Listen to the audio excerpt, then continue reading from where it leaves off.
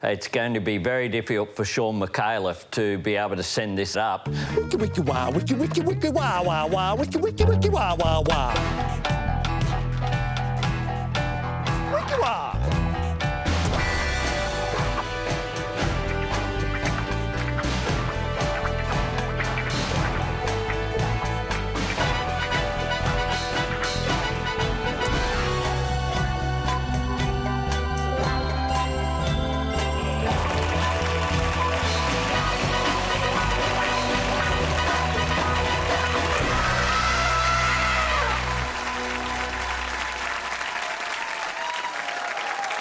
Good evening, welcome, and, well, I don't think I could put it any better than this. Hello. Now, in the lead-up to a federal election, the federal governments tend to watch state elections very closely. Now, South Australia had one on the weekend, and normally not even South Australians would have paid too much attention to it. But so close is it to the likely federal election date that it's a great opportunity for us all to take the nation's temperature with the rectal thermometer that is state politics. Now, usually an essential ingredient in the recipe for success is that if the PM and the Premier are of the same political stripe, the PM will visit the state and be seen pretending that he likes the Premier so that some of that prime ministerial magic rubs off come polling day. Unfortunately, in the week leading up to the SA vote, the PM was in WA. And if there was any rubbing off going on, it was the PM hoping he could get some flakes of Mark McGowan all over himself. So instead of seasoning the SA election with a current PM, Premier Steve Marshall had to make do with one we prepared earlier. Much earlier. Still, the old John Howard magic, which saw him lose his own seat and the election back in 2007, was just enough to get Steve Marshall what he wanted. Assuming he wanted what he wanted was not being Premier anymore and his party losing 13 seats. Now, an interesting curio from the PM's press conference with Mark McGowan last week, apart from this... Fucking scumbag! Thank you.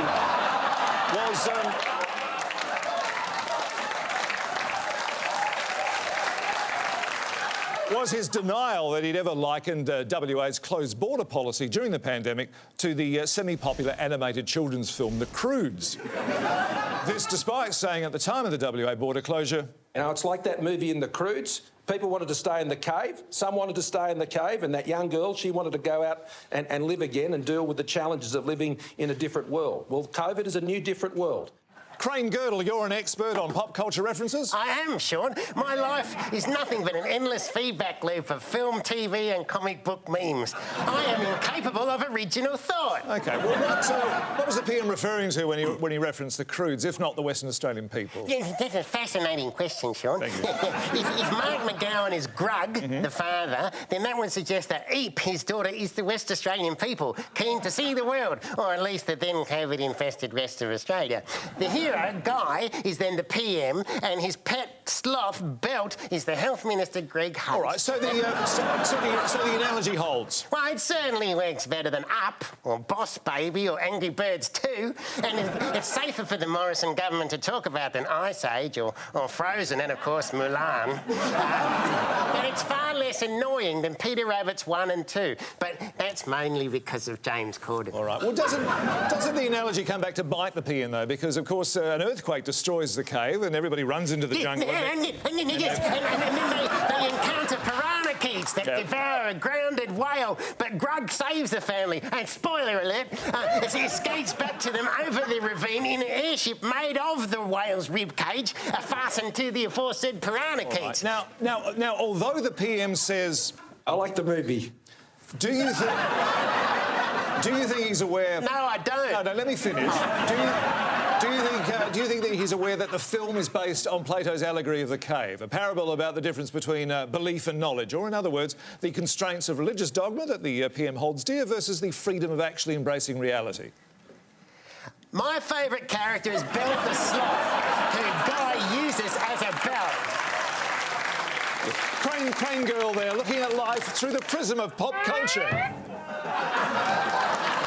Thank you.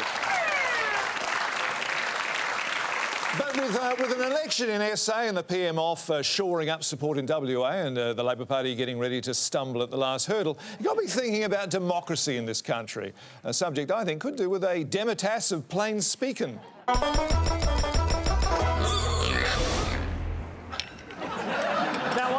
think of democracy as a never-ending custody battle in which we'll all eventually end up being looked after by somebody, but we'll all be emotionally scarred forever by the process. Now, at the moment, our parents are these guys. Dad's a pretty old school, do as I say or I'll background against you kind of guy, and Mum's a soul to the earth, do anything for you except my job properly, farm girl. Now, the head of the family who has complained to the authorities on our behalf and is trying to adopt us is like a fantastical Willy Wonka figure, promising to spoil us rotten and let us do whatever we want, but only if on the big day we tell the judge that we'd like them to be our parents instead of the other lot. Now, the two sides don't like each other and are constantly fighting and telling us how terrible each other are, but even within each group there are troubles. This lot are a mixed marriage and there are cultural differences, while this lot are riven with factional divides. And the big question this week has been whether they should air their dirty laundry in public or whether they should just turn it inside out and continue wearing it until election day. Only then showing it to us and revealing their true colours. Now, the Liberal Party, to their credit, and regardless of how soiled their unmentionables are, will always proudly wear them on the outside of their clothes for all the world to see. They don't care what we think. And the Nationals, on the other hand, choose not to wear any underwear at all, regarding them as an affectation of inner-city latte-sipping elites. Well, political parties, if you're watching, speaking on behalf of the ABC, we don't care how unspeakably stained your dirty laundry is. Just so long as you increase our funding, we're happy to look the other way. Who's with me?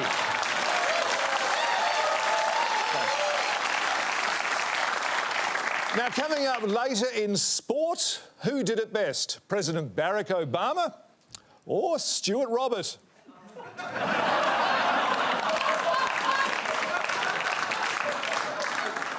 We're just asking the question. All right, but right now, with his regular risible finance burlesque, here's Tosh Greenslade in a wig and glasses. That's exactly right, Shaun.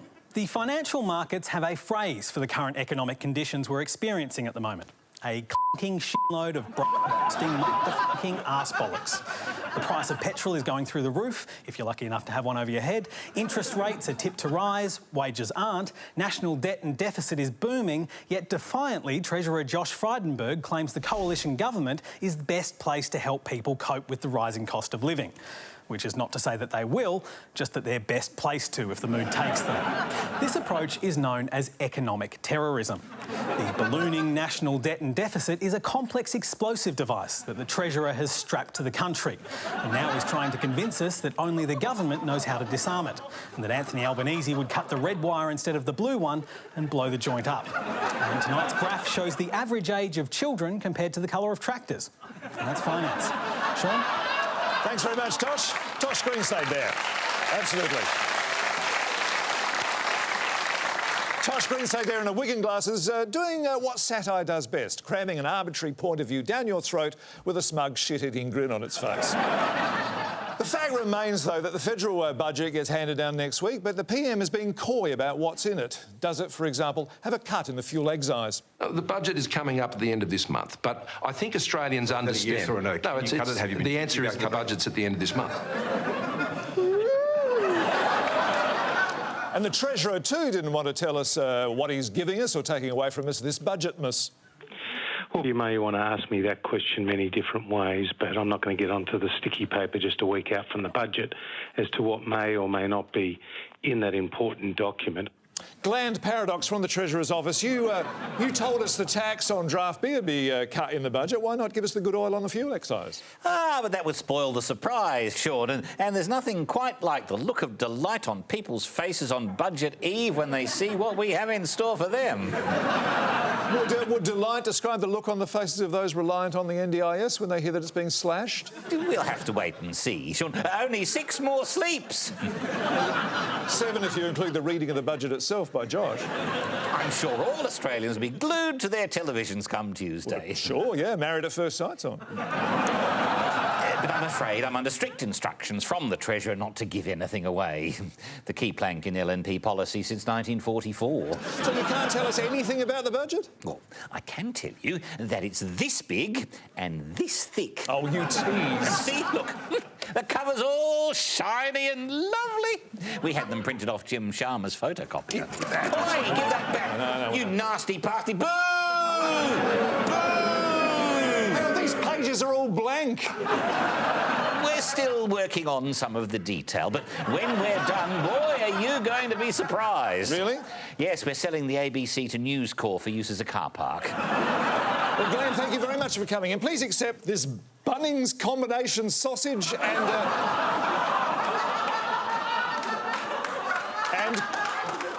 this Bunnings combination sausage and COVID booster shot. Enjoy another 6 months protection from the COVID-19 virus, not from the sausage, obviously. Delish! OK, now who's... Whoa. OK, well, so who's in the mood for a feel-good story that has nothing to do with politics? All right, see if I've got one. OK, well, here's a good one. This is one about Prince William holding an umbrella over his wife Kate's head outside Westminster to stop her getting rained on. UK backpackers Miffity and Becky, is this what it appears to be?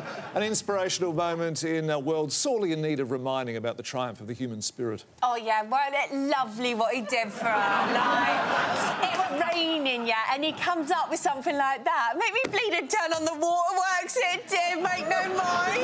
Yeah, he could have let her get wet, but, you know, such a gentleman. I tell you what, he can unfurl his umbrella over me any time he likes, make no mistake.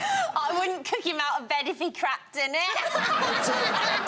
Yeah, it was a selfless gesture in a world gone mad, yeah? He's a gentleman, that's what he is. He's a gentleman and knows how to treat a lady. Like, he could have pushed her down the embankment and into the Thames, but no, he had the umbrella over her bombs. Yeah, he could have gotten his rolls and spun the wheels and spattered her with mud and then drove off and had his way with me and Becky in a three-way, but no, he's a gentleman. Yeah, it makes you think, doesn't it, what a terrific example them royals set for the rest of us common folk. Yeah. Makes you forget, like, for a moment about all the inbreeding and the haemophilia and the madness of King George and Jack the Ripper and even Prince Andrew. All right, well, thank you very much, ladies. I hope you enjoy your stay in Australia, picking fruit for almost nothing.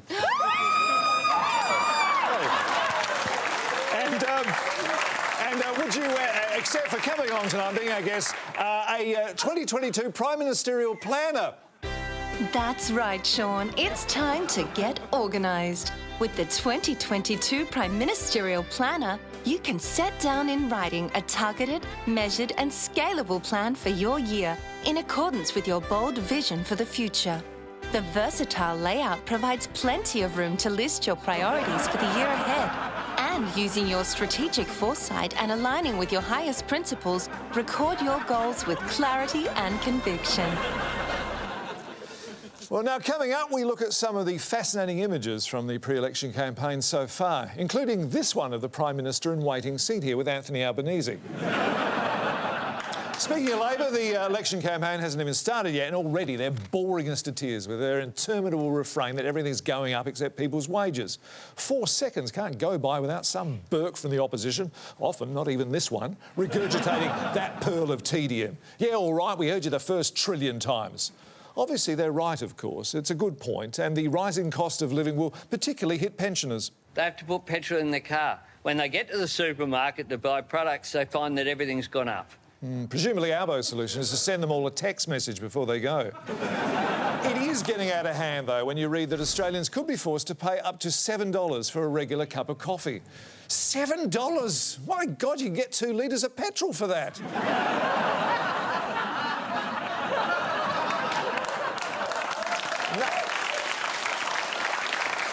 Another thing that caught my eye this week about Labor was their $750 million blitz of promises to fund pools, roads and sports facilities in marginal seats. Now, granted, at first blush that appears hypocritical, but dig a little deeper and you'll confirm that it is.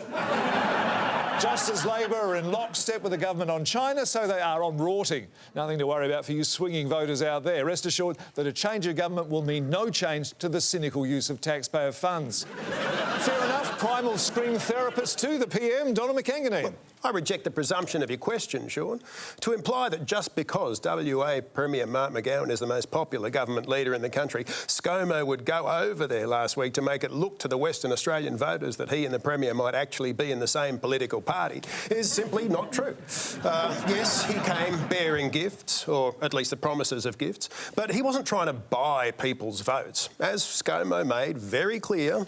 We'll be moving forward, so with some up to $4.3 billion in investment Some $4.3 billion? Can't tell us which $4.3 billion? He hasn't worked out where he's getting it from? Any old $4.3 billion he can find will do, Shaun. What's important is that it sounds a lot. Well, maybe you could grab it from the Emergency Response Fund. There's $4.8 billion there doing nothing. Not exactly doing nothing. It's attracting a lot of interest.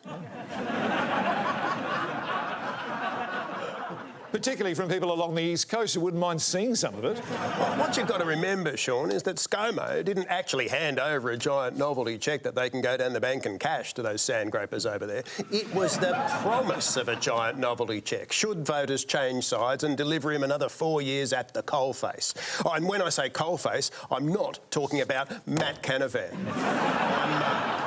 I'm talking about the precipice between ScoMo doing what he does best and not doing anything at all in a timely and effective way, but rather lurching from crisis to crisis like a half-tranquilised circus elephant in a baseball cap. Donald, can I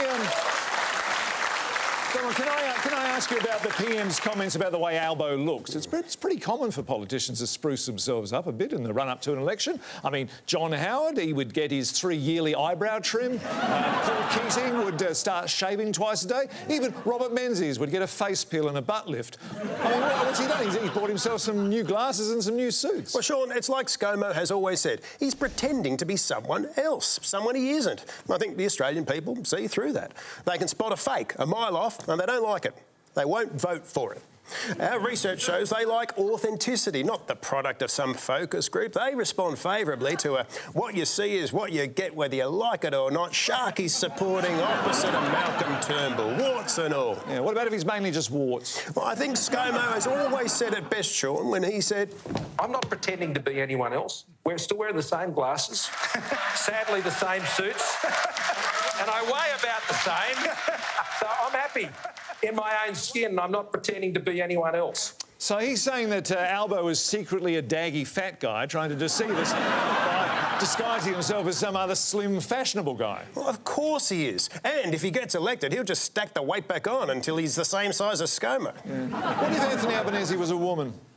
Is he? Do you know something? No. But if he was, would Scott Morrison say, oh, she's pretending to be someone else, she's really a fat woman? Well, no, because it's different with women. Why is that?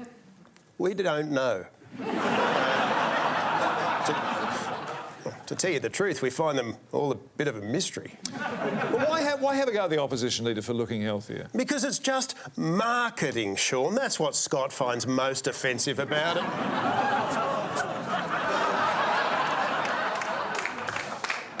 As he said. What glasses you wear and what suits you wear, that doesn't make you a Prime Minister. It's being able to make the decisions to support our defence forces. It's about making the decisions to ensure we keep our economy strong.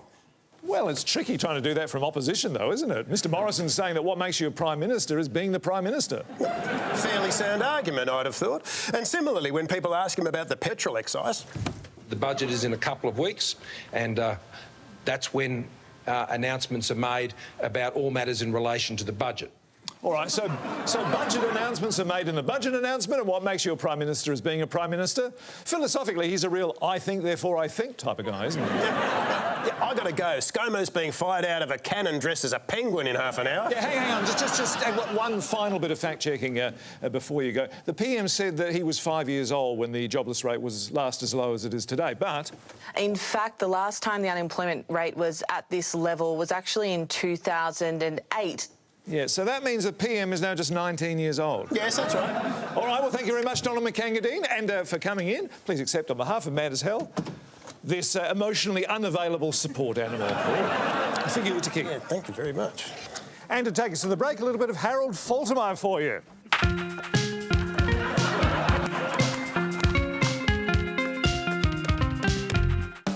Out now from ABC Books, Richard Colbeck's Aged Care Food Safari.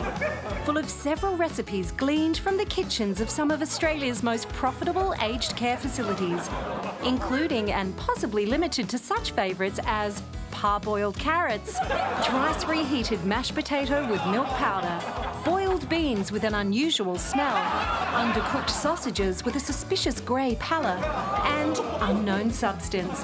Richard Colbeck's Aged Care Food Safari, available at all good cricket grounds.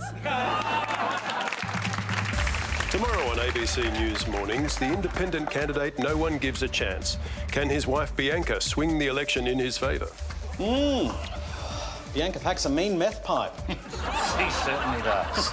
Bianca, you're refreshingly honest about your illegal drug use. That's all right, Dales. So tell us about life with Craig. What's his worst secret? Insider trading and impotence. Oh, God, this stuff makes you horny. Come on, babe, let's give it another go, eh? See if I can't pump some life into that old thing, eh? And Google crowned Mastermind Champion. See you soon. Australia prides itself in being tough on the world stage when it comes to bullies. When a country throws its weight around and invades another country or oppresses another people, we are quick imposing sanctions and refusing to trade with them, unless it's China, of course.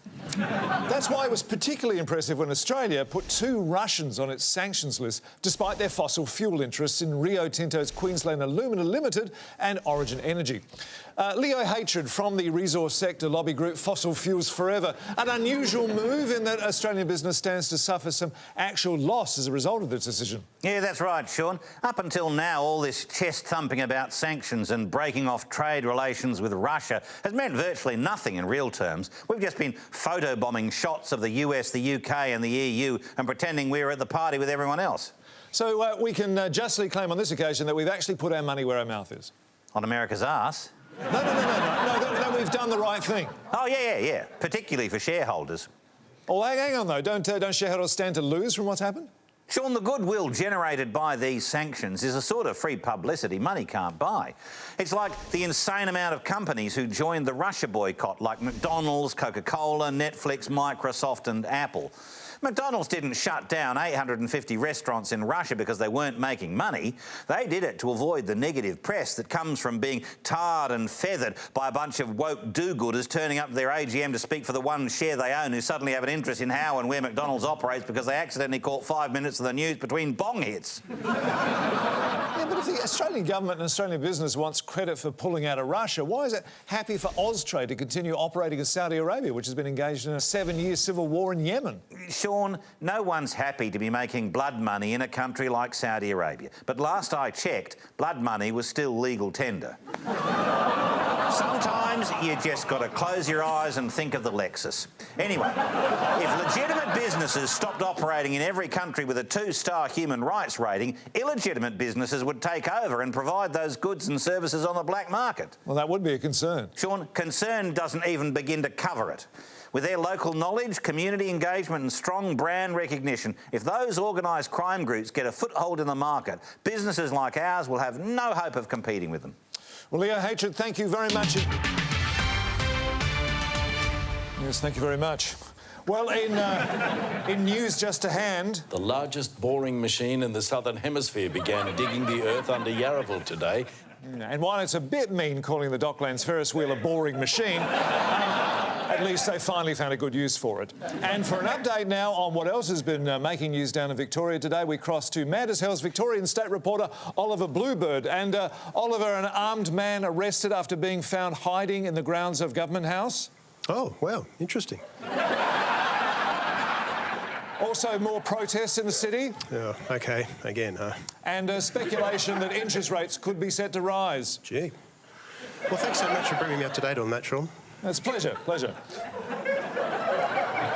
But with trouble overseas and disasters at home, it's good to know Australia can rely on one man to take a step back, usually off a cliff of his own making, to look at the big picture and tell us what needs to be done. All we have a job to do in Australia is to become as strong as possible, as quickly as possible. I'm going to keep saying that until it makes people sick. Does he need to go that far, though? Man for the Public gives Barnaby his ideas. Mick Nobone. I don't think Bouncer goes far enough, Shaun.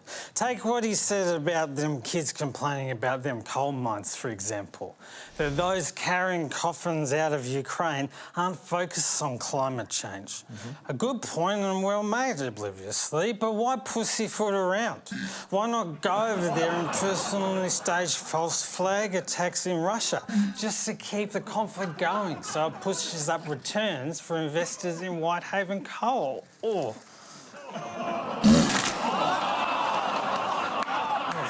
That's better. Oh.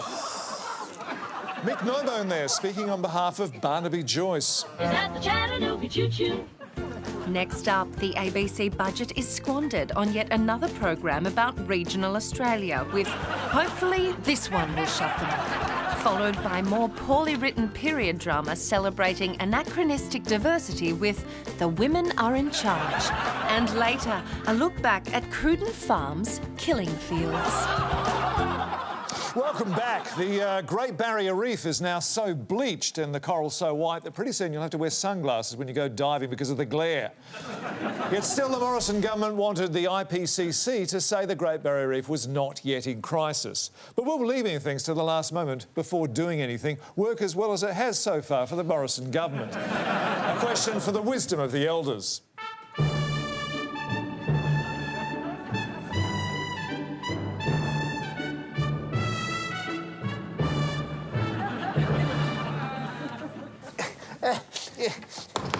Sorry I'm late, Francis. You've just been appearing in an old people's home for 4-year-olds. No. Now, Bill. Yes? You were there when the Great Barrier Reef Marine Park opened in 1975. Yes, I was, Francis. I swam down to the bottom to break a bottle of champagne over the coral myself. And I was a park ranger when they declared her a World Heritage Site in '81. You think of the reef as a woman. Yes. Well, like a woman, the Great Barrier Reef is beautiful, majestic, and can take the skin off your legs if you scrape her on the bottom. Are you concerned that the reef is on UNESCO's endangered list? Nah. I mean, it's going to die anyway, isn't it, from runoff from Adani mines? Euthanizing it naturally through global warming is, I think, a mercy. Do you think people will want to come and see it if it's dead? Well, the Colosseum and the Parthenon do all right. They're not exactly looking at their best. People love visiting ruins. But you think tourists would want to take a picture of Stonehenge if it had a roof on it? No. The Great Barrier Reef is one of Australia's natural wonders. This need we have to be entertained by nature is typical, I think, of the if it doesn't fizz, I'm not drinking it generation. When I was a lad, we were quite content with looking at boring things like egg-laying mammals or baobab trees or thylacines, which were, quite frankly, far easier to kill than coral. And so what if it's bleached? It's a lovely colour. You go to Antarctica, you show people a polar bear, and they don't bag on about it not having tangerine and lavender stripes. You want that? You go buy yourself a packet of fucking licorice, all sorts. But before you do, come with me. I've got something to show you. Oh, I'd be delighted. Come. All right. Like a crab. Come on. Do I have to? Come. Yes, Come. Well, voila. The control room? Well, I didn't say it'd be interesting. Well, not coming up because Starstruck is on in a minute. PM caught branch stacking and the dangers of ambulance ramping.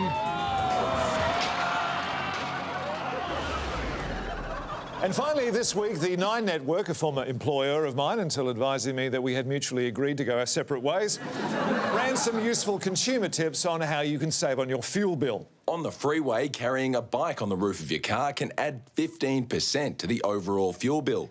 A storage pod adds even more wind resistance, causing a 25% jump in petrol consumption, while a tent attachment can add as much as 30%. But did you also know that an aircraft carrier can increase consumption by as much as 44%? The pyramids of Giza can guzzle up to a further 65%, while popping Jupiter on your roof racks can mean an 80% spike in fuel use. Goodbye. Giant baby.